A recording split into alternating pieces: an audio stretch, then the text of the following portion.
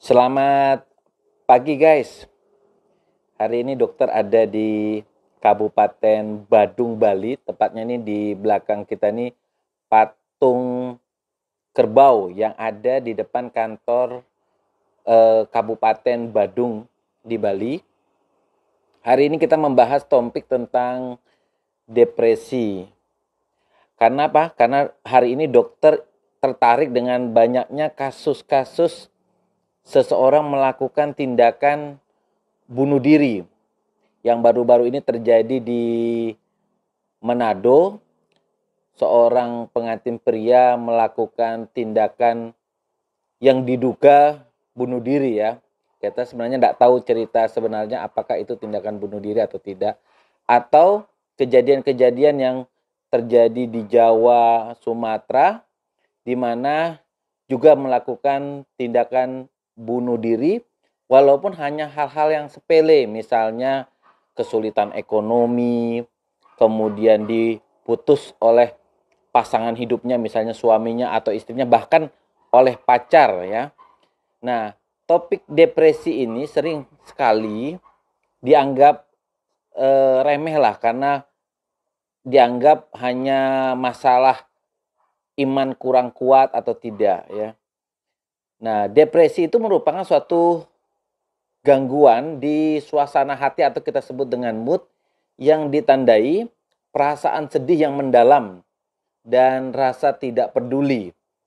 Nah, rasa ini mungkin pernah dialami oleh semua orang ya.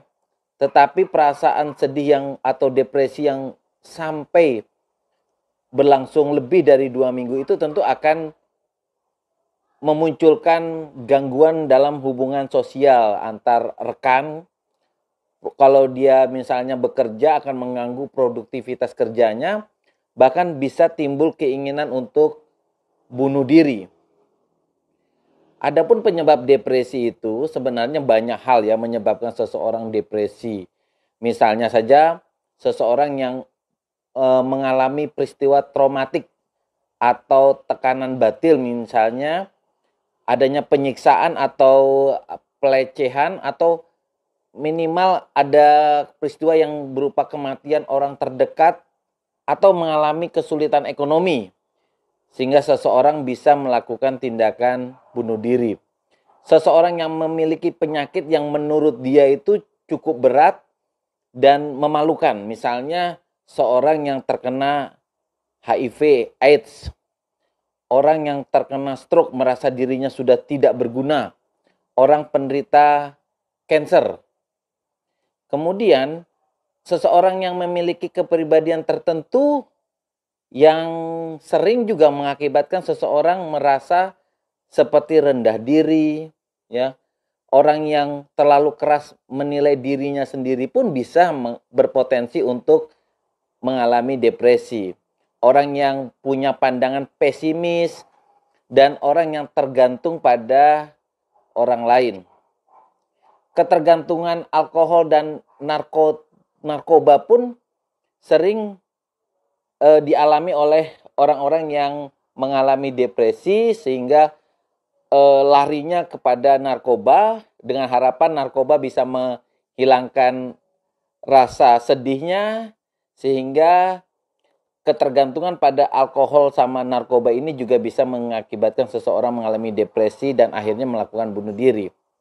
Riwayat gangguan mental seperti gangguan kecemasan atau gangguan psikosomatik ya, yang awalnya berupa gangguan psikosomatik, gangguan MAP, hanya gangguan vertigo, jika penyebabnya tidak ditanggulangi bisa saja dia mengalami gangguan depresi dan akhirnya kalau ujung-ujungnya depresi orang bisa mengalami keinginan untuk bunuh diri. Konsumsi obat-obat tertentu seperti obat tidur juga bisa mengalami orang depresi. Atau memiliki keluarga ya yang mengalami depresi ya. Ini adalah faktor keturunan yang agak sulit dipantau atau mungkin atau dihubungkan apakah orang yang keluarga memiliki gangguan depresi itu bisa terkena pada keluarga yang lain. Rasa sedih atau tidak peduli yang dirasakan penderita depresi, biasanya ini berlangsung lebih dari 2 minggu. Jadi kita tinjau dari dua sisi aspek ya, aspek psikologis sama aspek fisik. Aspek psikologis, ciri-ciri yang kita bisa temukan pada pasien dengan depresi adalah dia selalu merasa dirinya bersalah. Jadi orang ini selalu merasakan, oh diri saya yang bersalah.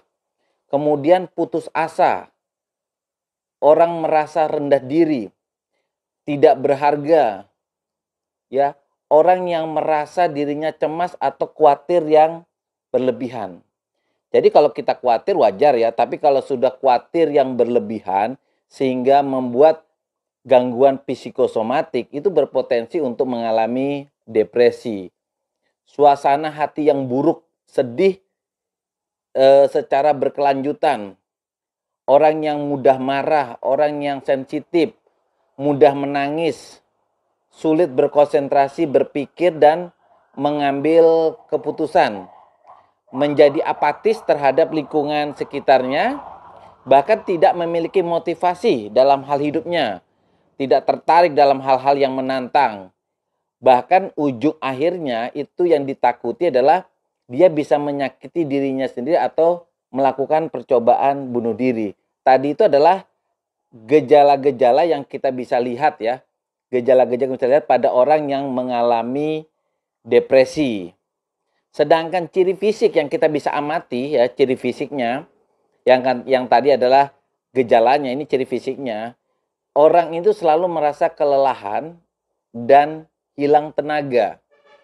Selera makannya menurun atau tidak berselera makan, mengalami kesulitan tidur atau justru tidurnya terlalu banyak. Jadi ada dua, orang depresi bisa mengalami kesulitan tidur atau tidurnya terlalu banyak. Sering mengalami vertigo atau nyeri yang tidak jelas ya. Nyeri yang tidak jelas ini kita sebut dengan fibromialgia. Nyeri badannya kadang di pundak, di dada, pindah lagi ke bokong, begitu juga. Tetapi dia rasakan nyeri, pemeriksaan fisiknya semuanya tidak ada gangguan.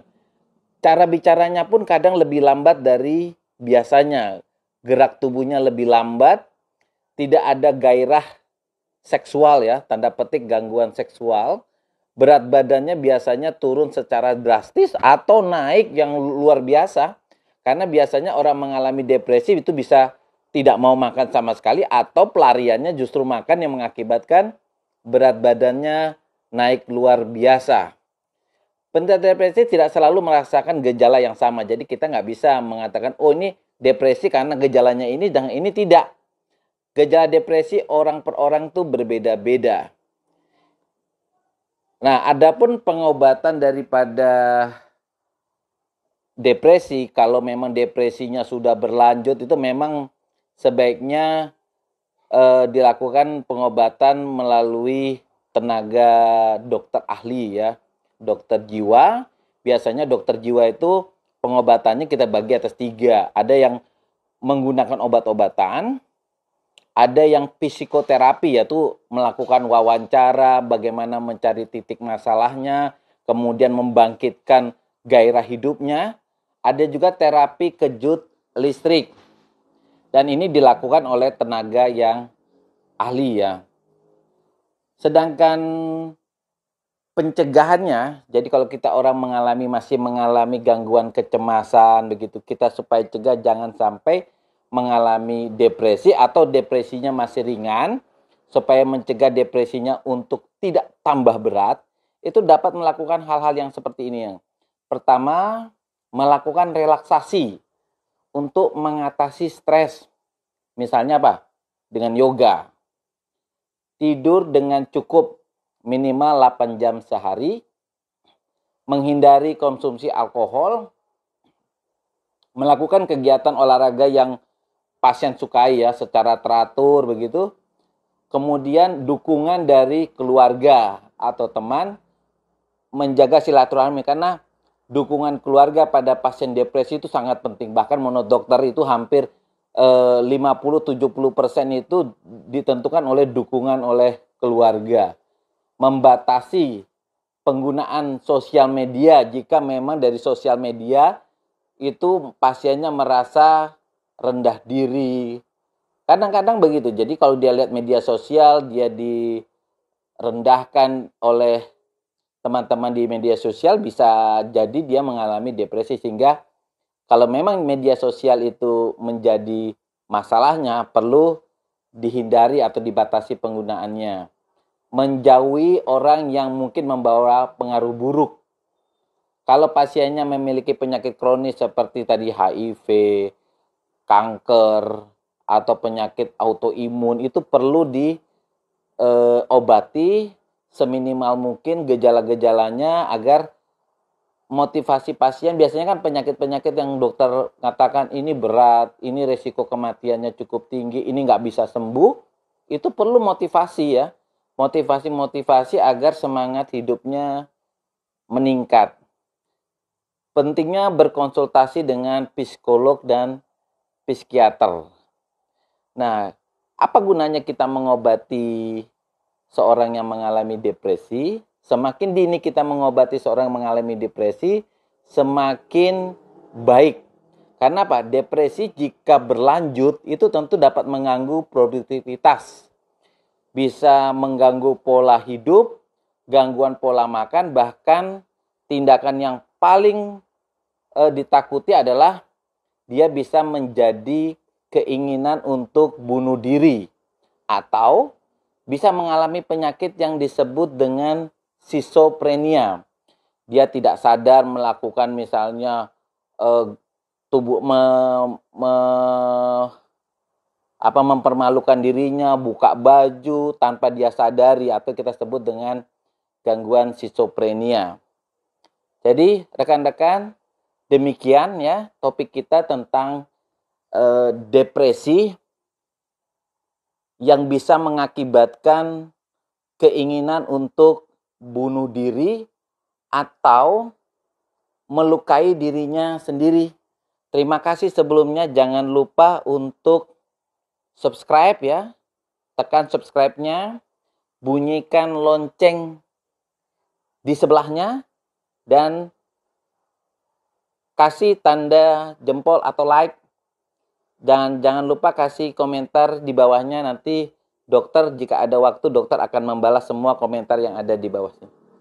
Demikian rekan-rekan,